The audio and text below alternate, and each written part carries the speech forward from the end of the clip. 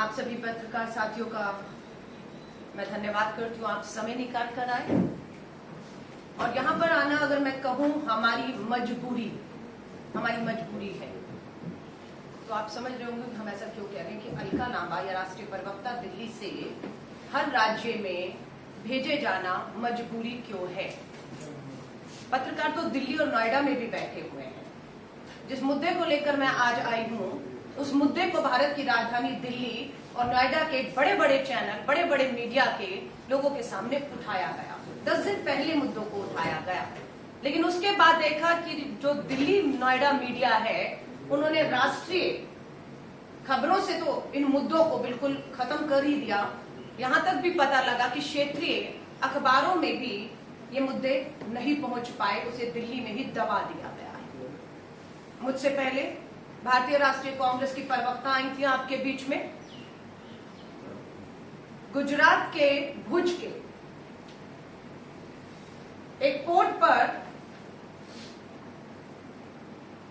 21-25 हजार kilogram heroine पकड़ी गई। तारीख बताकर गई है, सब कुछ आपको जानकारी। उसके बाद दोबारा 3000 किलोग्राम हीरोइन पकड़ी जाती है। कोई कार्रवाई, कोई खबर, कोई चर्चा, कोई डिबेट, कोई दबाव सरकार पर? कुछ नहीं, खत्म हो गया मुद्दा। मैं उस हरियाणा राज्य में आज बात कर रही हूं, हरियाणा के लोगों के लिए, जो देश में बेरोजगारी में अगर आप देखेंगे तो नंबर 1 पर खड़ा है हरियाणा। सबसे ज्यादा अगर युवाओं को बेरोजगारी की मार पूरे देश में झेलनी पड़ रही है तो वो हरियाणा प्रदेश है, जहां पर डबल इंजन की दावा किया जाता है, डबल इंजन की सरकार है। और वहीं पर जब पता लगता है कि नशे की खेप पूरी की पूरी प्रधानमंत्री नरेंद्र मोदी जी के गृह राज्य से चलती है, उनके पूंजीपति मित्र के पोर्ट से चलती है और कोई कार्रवाई नहीं होती है, तो सबसे ज्यादा खतरा हरियाणा के युवाओं पर मंडराता है। वायदा तो युवाओं के हाथ में रोजगार रखने का था, लेकिन हथेली पर चिट्टा और नशा रखा जा रहा है। मुद्दा उठाया, लेकिन दुख की बात है। इसीलिए आज हम कह रहे हैं, अगर हम लोगों ने, जब हमारे राष्ट्रीय प्रवक्ता रणदीप सुरजेवाला जी ने इस मुद्दे को दिल्ली के 24 अकबर रोड में प्रेस कॉन्फ्रेंस करके उठाया, लगा हमें जरूरत नहीं है, मीडिया अपना काम कर रहा है, मीडिया सजग, मीडिया किसी दबाव में नहीं है, मीडिया की कलम इस देश के लिए चल रही है। कांग्रेस क्या कह रही है, क्या नहीं कह रही, वो अलग मुद्दे है, लेकिन कांग्रेस जो कह रही है उसमें सत्य कितना है। क्या इस देश में कोई गुजरात नाम का राज्य भी है या नहीं है? है। क्या देश के प्रधानमंत्री उसी राज्य से आते हैं या नहीं आते? आते हैं। क्या उस गुजरात राज्य के पोर्ट का मालिक प्रधानमंत्री जी का पूंजीपति मित्र है या नहीं? हाँ, है। क्या वहां पर 25,000 किलोग्राम, जिसकी अंतरराष्ट्रीय बाजार में कीमत 1,75,000 करोड़ बताई जाती है, क्या पकड़ी गई या नहीं पकड़ी गई? पकड़ी गई, ये सब सच है, इसे कोई नकार नहीं सकता। कार्रवाई क्या हुई, कोई बता सकता है? कुछ नहीं, खत्म कर दिया मुद्दे को। अब उसके बाद जो मुद्दा है, कांग्रेस का आरोप है, कांग्रेस नहीं, अमेरिका की ई कॉमर्स कंपनी के अधिकारियों ने खुद कहा है कि उन्होंने भारत में 8,540 करोड़, कितना? 8,540 करोड़ भारत में दिया है, अपनी 6 कंपनियों के माध्यम से दिया है। ये तो वो कह रहा है। हम ये पूछ रहे हैं, ये पैसा जो दिया है वो दिया किसको है, किस काम के लिए दिया है, किस किस को दिया, ये देश जानना चाहता है। हमारे देश का जो कानून मंत्रालय है, कानून और न्याय मंत्रालय, उसकी सालाना बजट कितना है? 1100 करोड़। भारत सरकार के कानून मंत्रालय का सालाना बजट 1100 करोड़। और वहीं पर अमेरिकन ई वाणिज्य कंपनी, ई कॉमर्स कंपनी कहती है कि हमने 2 सालों में, मात्र 2 सालों में 8,540 करोड़ दे दिया है।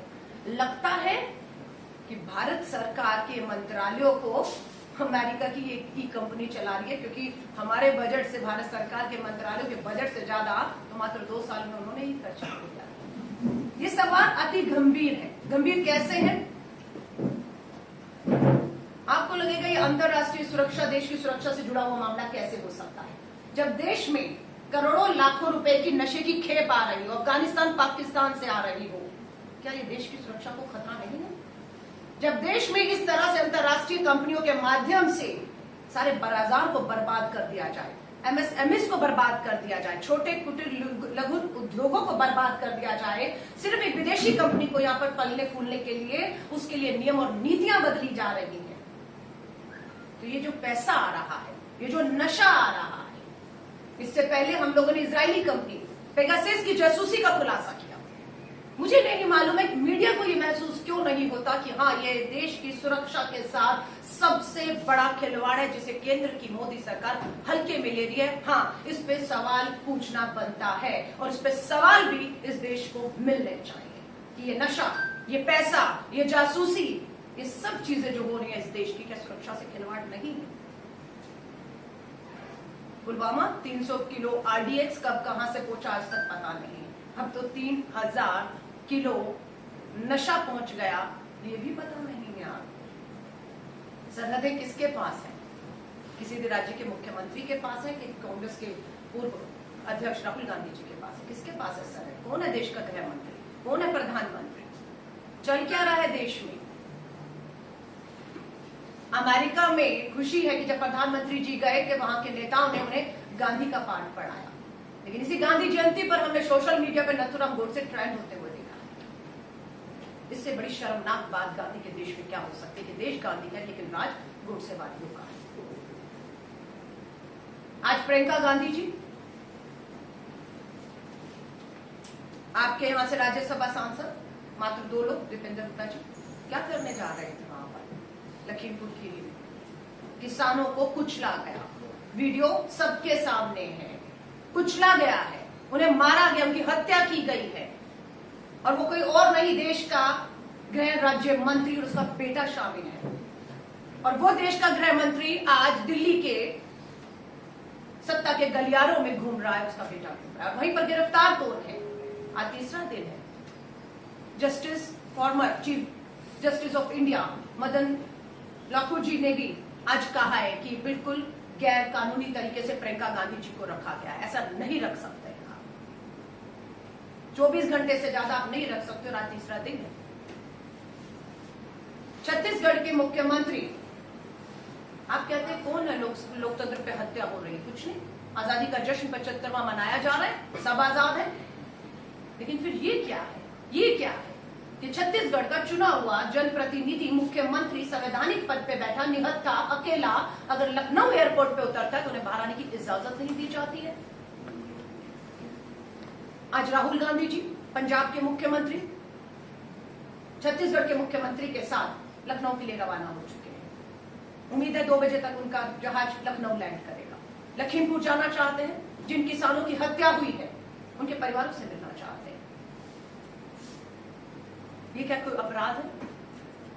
और अगर आपको लगता है ये कांग्रेस का अपना मामला है, कांग्रेस और भाजपा का मामला है, तो मैं कहूंगी ये सबसे बड़ी इस देश की भूल होगी कि जो मामला आज कांग्रेस उठा रही है वो अगर आप सोचेंगे कि कांग्रेस और भाजपा का मामला है या राजनीति है। ये देश बर्बादी की ओर जा रहा है, ये देश गुलामी की ओर जा रहा है और इसके एक नहीं अनेकों उदाहरण आपके सामने रखे।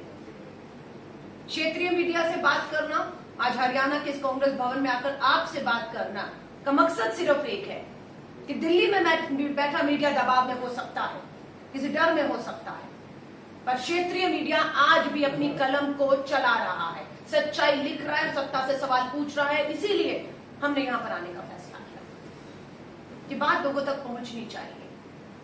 हमारे शब्दों में मत लिखिए आप कि अलका लांबा ने, कांग्रेस की प्रवक्ता ने क्या कहा, लेकिन सवाल तो फिर भी खड़े रहेंगे कि हाँ, ये सच्चाई है कि नशा उतर रहा है इस देश में। यहां पर प्रेस कॉन्फ्रेंस करने से पहले मैं शिमला में गई, हिमाचल के शिमला में प्रेस कॉन्फ्रेंस करके आई। शिमला पुलिस ने खुद प्रेस कॉन्फ्रेंस करके इस बात का कहा, मैंने नहीं कहा, शिमला की पुलिस ने कहा, ये वो हिमाचल है जहां से जेपी नड्डा जी भाजपा के राष्ट्रीय अध्यक्ष आते हैं दिल्ली। ये वही हिमाचल था जहां से उनके युवा नेता केंद्रीय मंत्री अनुराग ठाकुर आते हैं। वायदा दोनों नेताओं का था कि दिल्ली में मोदी सरकार रोजगार लाएंगे, वहां पर नशा युवाओं के हाथ में रखा गया और वहां की शिमला की पुलिस ने प्रेस कॉन्फ्रेंस करके कहा 300 किलो नशा पकड़ा गया है और ये काम शिमला की पुलिस ने किया। मैं सराहना करती हूँ शिमला की पुलिस में। अगर दबाव हटा दिया जाए शिमला की पुलिस से, यहाँ की पुलिस से, मैं कहती हूँ अंतरराष्ट्रीय बॉर्डर की गारंटी वो राज्य की पुलिस से नहीं ले सकती, पर अपने राज्यों में 1 ग्राम भी नशा पहुंच जाए ये वो होने नहीं देंगे, चाहे वो हरियाणा की पुलिस हो और चाहे वो देश की कहीं भी पुलिस हो। उन पे भी दबाव है, उन पे भी दबाव है। लेकिन 300 किलो शिमला पुलिस ने जब पकड़ा तो अपनी प्रेस विज्ञप्ति में उन्होंने यहां तक कहा ये नशा कहां से, उन्होंने साफ कहा ये नशा अफगानिस्तान ईरान से होते हुए गुजरात पोर्ट से आ रहा है। तो उन्होंने कहा देश में तो और भी पोर्ट है, ये रेड कारपेट सिर्फ गुजरात के पोर्ट, वो भी उनके पूंजीपति मित्र अदानी के पोर्ट पे ही क्यों बिछा हुआ है कि जहां से आसानी से निकल के नशा पूरे देश में युवाओं को बर्बादी की ओर ले जा रहा है। 14 करोड़ युवा, पहले नोटबंदी, उसके बाद तालेबंदी, उसके बाद जिस तरह से जीएसटी थोपा गया, बर्बाद किया इन्होंने। 14 करोड़ युवा बेरोजगार है। हम बारूद के ढेर पे खड़े अगर आप इसको महसूस करेंगे कि एक युवा जो बेरोजगार है, हताश है, निराश है, नशे की लत है, हमारा दुश्मन उससे क्या नहीं करवा सकता, क्या नहीं करवा सकता। ये गंभीर सवाल है, इसे हल्के में हम नहीं ले सकते। 14 करोड़ युवा बेरोजगार सड़कों पर है। दुश्मन किसी भी तरह से उसका इस्तेमाल हमारी ही धरती पर हमारे ही खिलाफ कभी भी कर सकता है। कश्मीर के युवा के हाथ में पत्थर थे, ये मैं नहीं, केंद्र की मोदी सरकार बोल रही थी, जब वहां पर लोकतंत्र की हत्या की, वहां की चुनी हुई सरकारों को बर्खास्त किया, वहां पर राष्ट्रपति शासन लगाया, वहां पर चुनाव नहीं होने दिए, कहा गया कि दुश्मन हमारे 500 रुपया रखकर इनसे पथराव कराते हैं। तो ये तो मान रहे हैं कि इस देश के युवाओं का इस्तेमाल हमारे दुश्मन करते आए हैं और आज भी कर सकते हैं। लेकिन केंद्र की सरकार, मोदी सरकार तो अपने जश्न में डूबी हुई है। मैडम भी ड्यू रिस्पेक्ट लिखा हुआ है आपके पास, तो तो मुझे लगा आप लिखेंगे, मैं तो लाइव कर रही हूँ, वीडियो बन रहा है, मैं आपको प्रेस रिलीज अभी देंगे आपको, बाद में। देखिए लिखित में चाहिए। मेरी फेसबुक में 1.5 लाख लोग, 15 लाख लोग जुड़े हैं, आपके कैमरे ऑन हैं, आप लिख भी रहे हैं, फिर भी हमारी जो प्रेस रिलीज है वो भी आपको लिखित में दे दी जाएगी। अगर कोई भी ऐसा शब्द आपको लिखित में लगे कि नहीं आया जो मैंने रिकॉर्डिंग में बोला है, तो आपको मैं इस बात की पूरी इजाजत देती हूँ कि आप उसको भी रिकॉर्डिंग से निकालकर लिखित में छाप दीजिएगा। क्योंकि मैं डंके की चोट पे कोई पढ़ा हुआ भाषण लेकर नहीं आई हूँ कि मुझे रीड करके यहाँ से चले जाना है। 27 साल की राजनीति में हिंदुस्तान को बढ़ते और बिगड़ते हुए देखा है। 2 करोड़ नौकरियों का वादा था, 14 करोड़ युवा बेरोजगार है। हाथ में हथेली में रखना था आपको रोजगार और आप रख रहे हैं चिट्टा और नशा, और सरकार आज तक नहीं बोली, एक शब्द नहीं बोली। लोकतंत्र की हत्या की जा रही है सरेआम। और हरियाणा में सबसे कहूंगी, सबसे ज्यादा अगर हिंदुस्तान में किसी एक राज्य को खतरा है सबसे ज्यादा, तो वो हरियाणा को है, सबसे ज्यादा। कारण मैंने बता दिया, देश में बेरोजगारी में हरियाणा का युवा 1 नंबर पर खड़ा हुआ है। इसलिए सबसे ज्यादा सॉफ्ट टारगेट अगर कोई है तो वो हरियाणा का युवा है। किसान का बेटा हमने देखा है सरहद पर अपने पिता को यहाँ किसानी के तौर पर लड़ते हुए देख रहा है, तो वहां अपनी जान देख रहा है, वो भी निराश, उसने भी वीडियो डाली, आपने देखा होगा। लेकिन हमारा ये है, हमारी जो मांग है, क्या देश में इस कथित रिश्वत घोटाले की जो अमेरिकन ई कंपनी के द्वारा 8,540 करोड़ रुपया दिया गया है, ये उस कंपनी ने खुलासा किया है। देश जानना चाहता है कि ये पैसा कब कब किस किस के खाते में गया और किस लिए गया। इसके लिए सुप्रीम कोर्ट के सिटिंग जज के अधीन एक निष्पक्ष जांच होनी चाहिए। देश के सामने सच इसका आना चाहिए। गुजरात के पोर्ट पर, पूंजीपति मित्र अदानी के पोर्ट पर जो नशा पकड़ा गया, उसके लिए भी हम मांग कर रहे हैं कि एक सिटिंग जज के अधीन इसकी पूरी की पूरी जो है वो जांच होनी चाहिए। आपके बाकी जो सवाल है उनका स्वागत है, जो आपको लगता है कि आप उसे जानना चाहते हैं आप पूछ सकते हैं। धन्यवाद। यूपी पुलिस ने कहा कि राहुल का या प्रियंका का इन लोगों का आना सिक्योरिटी थ्रेट है, एक तरह से पीस के लिए शांति भंग होगी। सर मुझे आपको देखकर लग रहा है आप बहुत पुराने पत्रकार हैं, अनुभवी हैं और आपने देखा है हिंदुस्तान की राजनीति को। मैं आपसे सवाल करना चाहती हूँ कि आपको लगता है कि हमारे छत्तीसगढ़ के मुख्यमंत्री, पंजाब के मुख्यमंत्री और राहुल गांधी सबसे बड़ी विपक्षी पार्टी के नेता इस देश की सुरक्षा के लिए खतरा हो सकते हैं अगर वो लखनऊ से लखीमपुर खीरी जाकर मृत किसानों के, जिनकी हत्याएं उनके परिवार से मिलते हैं? ये सवाल का जवाब आपसे पूछ रहे हैं। इतना खतरा जब हमारे देश के अंदर बैठे हुए संवैधानिक पदों पर बैठे हुए नेताओं से मोदी सरकार को खतरा जरूर है, मैं इस बात से सहमत हूं। इस देश को खतरा नहीं है, लेकिन हाँ, इस देश के केंद्र में बैठे मोदी सरकार को खतरा जरूर लगने लग गया है। वरना ये आप खुद ही पूछ लीजिएगा, जहां सरेआम दिन दहाड़े चुने हुए जनप्रतिनिधियों को एक आजादी का जश्न मना रहे 75वां मिलने से रोका जाता है, तो आम इंसान, आम गरीब मजदूर किसान किस तरीके से हमने देखा है कि अपनी सत्ता, अपना संविधान कि आपको बर्बाद करने को लेकर यूएपीए, हमने पूछा था गृह मंत्री में कितने लोगों पर आपने जो है यूएपीए लगाया, जवाब मिलता है 6000 से ऊपर लोगों पर यूएपीए लगा के उनकी आवाज को बंद करके कुचलना चाहा, जो सरकार के खिलाफ आवाजें उठ रही थी, जो सवाल कर रही थी। और जब पूछा गया कि कितनों पर कार्रवाई हुई है, पता लगता है 98% लोगों पर जिनपे यूएपीए लगा, उन पे तो अभी तक धाराएं और चार्ज भी साबित नहीं किए, सिर्फ जेल में रखा हुआ है। ये आवाज दबाने का, डराने का तरीका है। तो कांग्रेस, श्री राहुल गांधी जी गए, प्रियंका गांधी जी गए, 3 दिन से पुलिस की कस्टडी में है। तो पुलिस कस्टडी कहूं तो उनको बंदी बनाकर रखा हुआ है। आज तो ये भी पता लगे ड्रोन से उनकी जो है जासूसी की जा रही है। यहां तक आया कि वहां की सीतापुर की जो इंटरनेट है सेवाएं पूरी तरह बंद कर दी गई हैं। इससे बड़ी तानाशाही और क्या होगी, ये मैं आपसे पूछना चाहती हूँ। लोकतंत्र है ना, आजादी है ना हर एक को बात करने की, करने दीजिए बात। लोकतंत्र तय कर लेगा, लोकतंत्र तय करेगा, लोग तय करेंगे कि क्या सही क्या गलत है। और इस देश की आवाज कांग्रेस नहीं उठाएगी तो कौन उठाएगा? लेकिन हमसे सवाल करते हैं विपक्ष कहाँ है? आज विपक्ष सड़कों पर है। आज विपक्ष सत्ता की चारदीवारी में बंदी बनाने की कोशिश में है और वो कोशिश कामयाब नहीं होगी। प्रियंका गांधी निकलेंगी तो वो दिल्ली नहीं लौटने वाली है, वो सत्ता को उखाड़ने तक गली गली अब घूमेंगी। और उम्मीद है कि वहां की योगी सरकार और प्रधानमंत्री जी, गृह मंत्री जी समय रहते हुए सूचित करेंगे उत्तर प्रदेश की सरकार को कि 2 मुख्यमंत्री पंजाब और छत्तीसगढ़ के, राहुल गांधी जी को वहां पर लैंड करने दिया जाए, उन्हें वहां से लखीमपुर खीरी जाकर किसान के परिवारों को मिलने दिया जाए। तो मुझे उम्मीद है ये काम करेंगे, क्योंकि जनता का दबाव पूरी तरह से बन रहा है। ये लोकतंत्र की हत्या होते हुए हम चुप करके नहीं देख सकते। एक अपनी जो अमेरिका की ई कॉमर्स कंपनी का प्रपोजल डिटेल में बताएंगे, ई कॉमर्स कंपनी का जो पैसे दिए हैं वो क्या उसका? अमेज़न कंपनी जो है वो अमेरिका की बेस्ड कंपनी है जो भारत में पूरा व्यापार कर रही है। पूरी तरह ऑनलाइन जब आप कुछ भी ऑर्डर करते हैं, अंतरराष्ट्रीय एफडीआई का ये लोग खिलाफत करते रहे जब कांग्रेस की सरकार थी।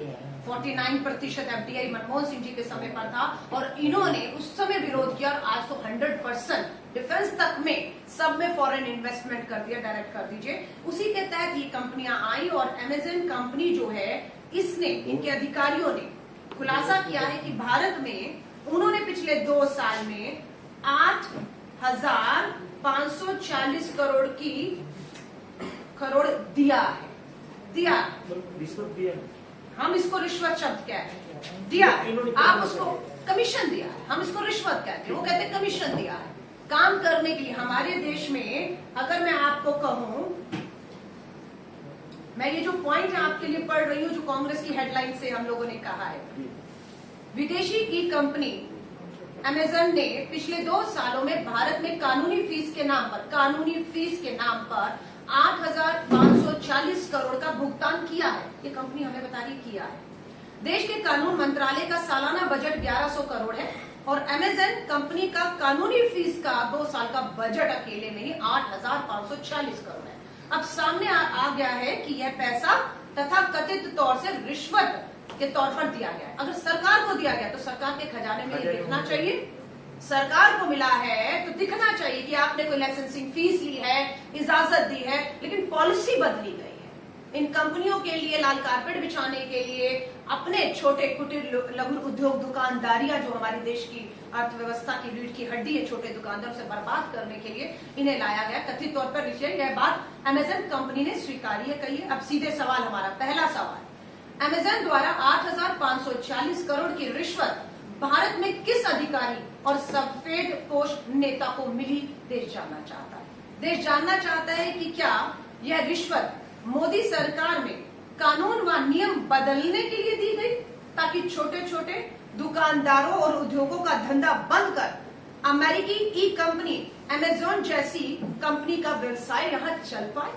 तीसरा सवाल, अमेजन की 6 कंपनियों ने मिलकर 8,540 करोड़ का भुगतान किया है। ये अमेजॉन ने बताया कि हमारी 6 कंपनियों ने भुगतान किया है। इन कंपनियों का परस्पर रिश्ता क्या है आपस में? वे किस किस और कंपनी से उनके व्यवसायिक ताल्लुक क्या, आपस में इनके संबंध क्या है?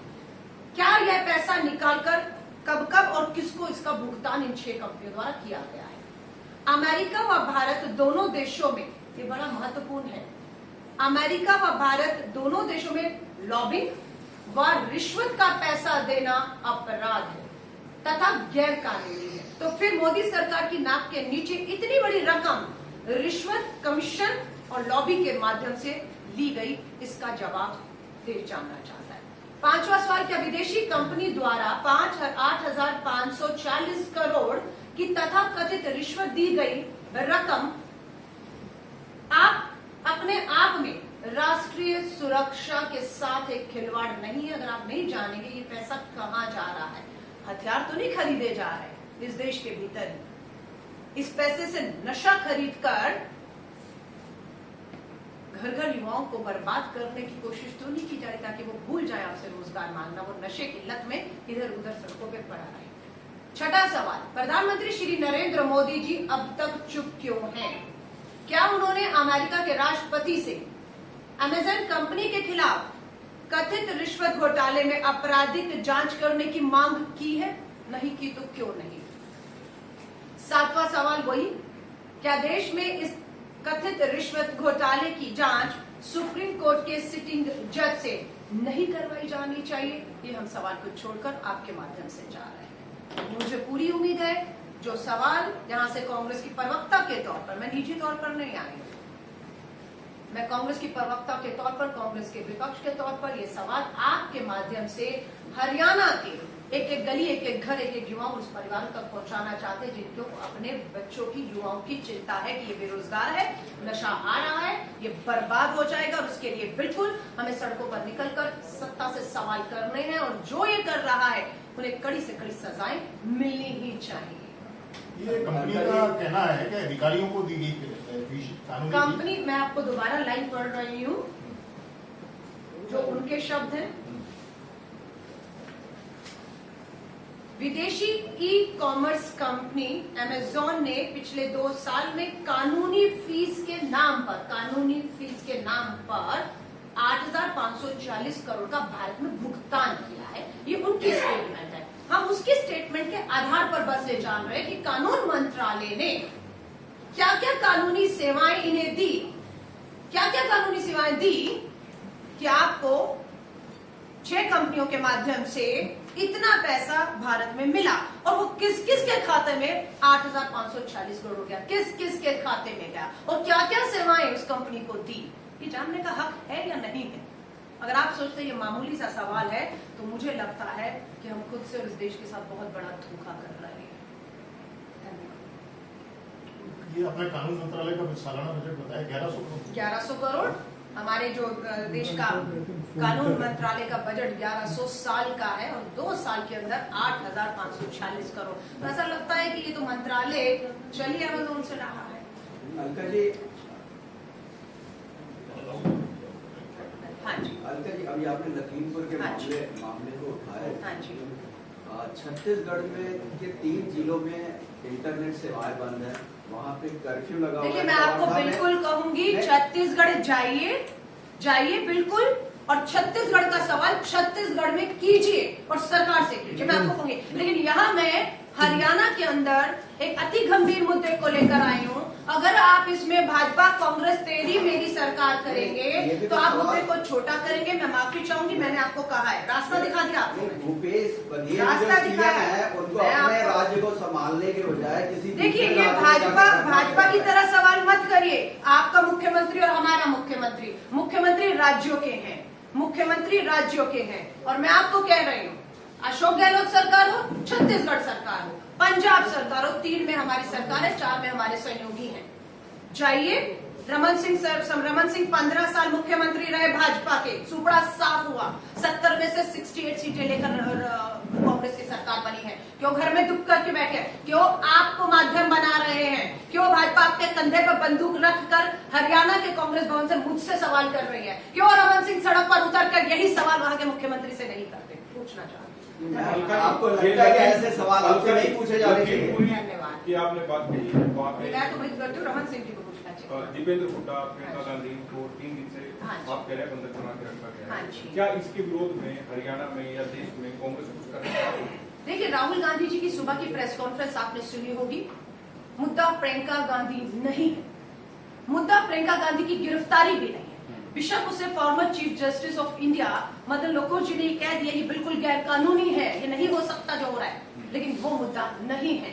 मुद्दा आज भी 3 कृषि कानून है जिन्हें वापस लेने का दबाव है, न्यूनतम समर्थन मूल्य पर कानून लाना है, और लखीमपुर खीरी में जिन किसानों को कुचलकर भाजपा के मोदी सरकार के गृह मंत्री उनके बेटे ने कुचला है, मुद्दे वो है। मुद्दा है उन्हें न्याय मिले, मुद्दा है कि तुरंत, हमारी फिर मांग आपके माध्यम से कर रही हूं, बिना समय गवाए देश के गृह राज्य मंत्री जिनका नाम आ रहा है इस पूरे हत्याकांड में, उनकी बर्खास्तगी हो, 24 घंटे के अंदर हो, वरना ये आंदोलन अब नहीं रुकेगा। और उनके बेटे को तुरंत गिरफ्तार करके जेल में डाला जाए, और किस कृषि कानून वापस लेकर आप जो न्यूनतम समर्थन मूल्य दीजिए, किसान अपने घर जाएगा। लेकिन अभी ना तो मंत्री बर्खास्त हुए हैं, ना उनके बेटे की, जबकि एफआईआर में ये आ चुका है, बयान से आ चुका है, वीडियो आ चुके हैं। अभी तक मोदी सरकार अपने उस हत्यारे, कातिल मंत्री, और मंत्रालय भी क्या उनके पास, गृह राज्य मंत्री, पुलिस, कानून व्यवस्था, सुरक्षा उनके हाथ में है, जो सरयम खिलवाड़ कर रहे हैं, दिल्ली के सत्ता के गलियारों में घूम रहे हैं। हमारी ये मांग है, मुद्दा ये है। आपने जो मुद्दा बताया, अगर ये नहीं होता है, बर्खास्तगी और हत्या का केस बताया, तो क्या आंदोलन का रास्ता है। कांग्रेस 135 साल की पुरानी आजादी के आंदोलन से निकली है, आंदोलन के रास्ते से ही हम आगे बढ़ रहे हैं, और आंदोलन का गांधीवादी तरीकों से, बिना हिंसक हुए, 10 महीने से किसान बैठा है, कांग्रेस भी इसी तरह इस आंदोलन को लेकर लड़ रही है। आज राहुल गांधी जी जा रहे हैं, बिल्कुल किसानों के साथ खड़े होंगे, खड़े भी हैं, और जब तक ये कानून वापस नहीं होगा लड़ेंगे। हथियार डालने वाले नहीं है, ना हार मानने वाले। बेशक ये कांग्रेस खत्म है, कांग्रेस जीरो है, कांग्रेस पे हमले करिए, लेकिन कांग्रेस इस सरकार पे अपने हमले तब तक जारी रखेगी जब तक उसकी जवाबदेही नहीं होती, कानून वापस नहीं होते। एक सवाल है अलका जी कि अभी तक कांग्रेस जो है किसान आंदोलन जो चल रहा है कृषि हाँ कानून, जी। उसका समर्थन कर रही है, बिल्कुल कर उसको रहे हैं। नैतिक समर्थन दे रही है, ये कहा जा सकता है।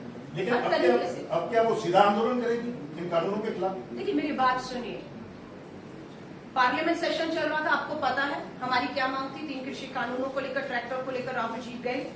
आपको पता है कि उम्मीद की जा रही थी लोकसभा का सत्र बढ़ा दिया जाएगा ताकि इन मुद्दों पर चर्चा हो सके, लेकिन उन्होंने 2 दिन पहले उस कहते हैं लोकतंत्र के सबसे बड़े मंदिर पे ताला लगा के भाग खड़े हुए। मैं आपको फिर कह रही हूं, सदन में लड़ना होगा, सड़क पे लड़ना होगा, आंदोलन का रास्ता होगा। कांग्रेस पहले दिन से साफ कर चुकी है, हम किसानों के साथ, किसानों की मांग के साथ खड़े हैं, और तब तक खड़े हैं जब तक ये मांग नहीं दी जाती। अब राजनीतिक पार्टी है, किसानों ने पहले दिन से कहा है, उनका आंदोलन राजनीतिक तरीकों से चलेगा, वो चल रहा है, और हमारा समर्थन पंजाब के हमारे विधायक और सांसद दिल्ली के जंतर मंतर पे पहले दिन से बैठे हैं जब तक किसान बैठा हुआ है। हमारे पंजाब की सरकार जो कर सकती है, किसानों के कर्ज माफी करना, उनके लिए बिजली, सब चीजें उनके लिए सब माफ किया, जो कर सकते हैं वो हम कर रहे हैं अपनी सरकारों के अंदर। सिर्फ 3 राज्यों में हमारी सरकार है, लेकिन यहाँ जो हो रहा है हरियाणा, किस तरह से मुख्यमंत्री का शर्मनाक बयान। तभी तो कहते हैं गांधी की पार्टी जो है वो गोडसेवादियों से लड़ रही है, जो कहते हैं कि अपने कार्यकर्ताओं को अपने किसान खड़े करिए और ईंट का जवाब पत्थर से दीजिए। वो तो वीडियो दिखाना चाहिए घर घर में जाकर। जिस राज्य का मुख्यमंत्री संवैधानिक पद पे बैठा हुआ लोगों को भड़का कर कहता है कि ईंट का जवाब पत्थर से दीजिए, आप सोचिए वो आग में हरियाणा को झोंकने का काम कर रहा है या नहीं कर रहा है। सिर्फ मात्र अपनी कुर्सी बचाने के लिए कि आपसे मोदी जी नाराज हो गए तो आपको कर्नाटक, उत्तराखंड, गुजरात की तरह आपकी कुर्सी को भी खतरा हो जाएगा। इसलिए आप इस तरीकों से लोकतंत्र की आवाज को पंकज जी, कांग्रेस के चीफ मिनिस्टर, सॉरी हाँ जी। बीजेपी के चीफ मिनिस्टर यहाँ हाँ पे जी। हैं। उनका कहना है कि कांग्रेस और दूसरी पार्टियां हाँ जी। इनको किसानों को भड़काने का काम कर रही है और उसके कारण लोगों को- मैं आपसे पूछ रहा, कल को कहेंगे आपको मैंने भड़का दिया। अगर आपने हिम्मत करके खिलाफ में हेडलाइन डाल दी कि मोदी सरकार नशा कहां से आया जवाब दो, 8,500 करोड़ कहां से आया जवाब दो, आप लोगों ने हिम्मत करके हेडलाइन बना दिए, तो कल को कहेंगे कांग्रेस ने आपको ब्लैकमेल करके ये हेडलाइन बनवाई है। ये बहुत आसान है, किसान कोई बच्चा तो नहीं है जिसे उंगली पकड़ के हम चला लेंगे। 130 करोड़ के देश का वो पेट पाल रहा है, वो उन 80 करोड़ लोगों के घर में राशन पहुंचा रहे हैं, जिसकी दावा केंद्र सरकार करती है कि तालेबंदी में 80 करोड़ लोगों को मुफ्त राशन पहुंचा रहे हैं। किसके दम पर? हमारे अन्नदाताओं के दम पर पहुंचा रहे हैं। उस अन्नदाता का आप जो है इस तरह से कुचल रहे हैं अपनी गाड़ियों के नीचे। तो ये कहना आसान है कि ब्लैकमेल, आपको एक बच्चा भी ब्लैकमेल नहीं होता। आजकल तो बच्चा भी इतना समझदार हो गया है, दुनिया सब जानता है, हाथ में मोबाइल लेकर कि उसको भी आप बना नहीं सकते। अलका जी, मेरा आखिरी हाँ सवाल, जी। मेरा नहीं, वो प्लीज। पूछ सकता है। जब ज्यादा सवाल नहीं तो आप चार पूछ सकते हैं। आपने कहा कि अब प्रियंका गांधी चुप नहीं बैठेंगी, वो बंधक बना के रखा, अब घर घर जाएंगी। क्या हम मान लें कि इलेक्शन का चेहरा प्रियंका गांधी? देखिए, ये मैं तय करने वाली कोई नहीं होती, कांग्रेस को तय करना है। लेकिन मेरे से अगर पूछेंगे, जितना उत्तर प्रदेश के लोगों से, युवाओं से, कार्यकर्ताओं से मेरी बात हुई है, बिल्कुल वो 2022 के चुनावों में प्रियंका गांधी को उत्तर प्रदेश की मुख्यमंत्री के तौर पर देख रहे हैं। और प्रियंका जी ने एक बयान में ये भी कह दिया, ये फैसला दिल्ली, हमारी जो लीडरशिप बैठी हुई है, क्योंकि वो महासचिव प्रभारी उत्तर प्रदेश है, ये फैसला वो नहीं करेंगे, ये पार्टी करेगी। और मुझे पता है वो पार्टी जब फैसला करेगी तो वो हर तरह की जिम्मेदारी के लिए पूरी तरह से जमीनी तौर से तैयार है अपने संगठन के साथ। मैडम, एक देखिए, आप महिला भी हैं और आपने राजनीति को बड़ी नजदीकी से देखा है, लेकिन अभी आपने जो मुद्दे गिराए, जो चर्चा का विषय है, आपको लगा नहीं कि महंगाई भी एक प्रमुख मुद्दा है? रसोई गैस हो गया, बढ़ती पेट्रोल की कीमतें हो गई और भी तमाम चीजें, तो आपको लगता है कि महंगाई अब मुद्दा नहीं बना? मैं बताऊं, आज सुबह भी हम लोगों ने प्रेस कॉन्फ्रेंस किया, राहुल जी ने यही कहा, हमें मुद्दा क्या है क्या नहीं, मीडिया के लिए मुद्दा महंगाई है या नहीं, मीडिया से पूछना चाहते हैं। आज अभी बढ़े एलपीजी गैस के सिलेंडर के दाम, पेट्रोल डीजल के दाम, कहा गया फ्री वैक्सीन, धन्यवाद मोदी जी। फिर इनके मंत्री कहते हैं पैसा टीके का यहीं से आ रहा है, तो फ्री कहां से हो गया? ये तो हमारी जेब से निकाल कर पैसा पेट्रोल डीजल में और टीका लगा रहे हैं हमें। आप समझ रहे हैं? मुद्दा मीडिया के लिए क्या है, कांग्रेस के लिए मुद्दा नहीं, ये देश का मुद्दा है। आज मेरे लिए 2000 का सिलेंडर कर लीजिए, मैं आपको सही कह, मेरे घर में 2 लोग हैं, दोनों कमाने वाले हैं, 2000 का सिलेंडर कर लीजिए, अलका नामा को क्या फर्क पड़ रहा है? कोई फर्क नहीं पड़ेगा मुझे। आप समझ रहे हैं? आप पेट्रोल कर दीजिए 200 लीटर, अलका नामा को फर्क नहीं पड़ेगा। फर्क पड़ रहा है इस देश के उस गरीब, मजदूर, बेरोजगार युवा को, जिसकी जेब में पैसा नहीं है, जो बेरोजगार है, जो हताश और निराशा और नशा उसकी तरफ बढ़ रहा है। आप समझ रहे हैं? ये मुद्दा मीडिया को देखना, मीडिया मोहताज नहीं है कि अलका लांबा ने आज महंगाई को पर बात नहीं की तो ये मुद्दा देश के लिए मुद्दा नहीं रह जाएगा। मुद्दे बहुत है, मुद्दे बहुत है, महंगाई, बेरोजगारी, नशा, देश की सुरक्षा, आपका पूरा चीन उत्तराखंड तक, लद्दाख तक पहुंच के चुनौती दे रहा है। मैम, एक सवाल है। हाँ। कांग्रेस राज के समय हाँ। आउटसोर्स एम्प्लॉयज को जॉब देने के लिए, रोजगार बनाने के लिए एक कई सारे तरीके से दिया गया रोजगार, लेकिन अभी जो करंट गवर्नमेंट चल रही है उसमें आउटसोर्स एम्प्लॉयज को भी हटाया जा रहा है, जिससे बेरोजगारी दर में काफी ज्यादा इजाफा हो रहा है। तो पहले तो ये था कि सिर्फ जो बेरोजगारी हुई आम जनता के बीच, बिजनेसमैन के बीच, जो सेल्फ एम्प्लॉय उनके बीच, प्राइवेट कंपनी उनके बीच, अब जो बेरोजगारी दर बढ़ रही है वो है कि जो आउटसोर्सिंग का जो गवर्नमेंट के लिए काम कर रही है, गवर्नमेंट संस्थान से जुड़ते हुए, जैसे आधार में हो गया या कोई भी प्राइवेट से हो गया, उनको भी हटाया जा रहा है। समझ गए।